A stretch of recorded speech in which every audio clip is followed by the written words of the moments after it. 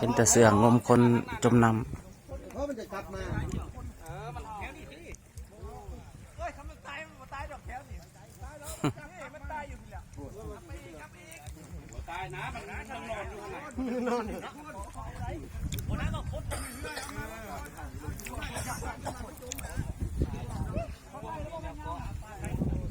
ผมเมื่อยเองนี่ผมไม่ได้สั่งมันเมื่อยเองโอ้ยแลนเขาแห้งแล้วมันเล่นกับเมื่อยแหละมาลอยอีกนี่เป็นยังไงยาเอ้ยเอาเหือใส่เหือไว้โอ้เรื่องอะไร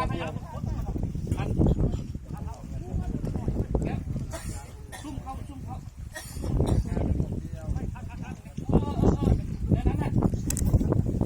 ปนะผูกระวังหัวทำเหือโอ้แล้วมันจะบีบห้ำนะ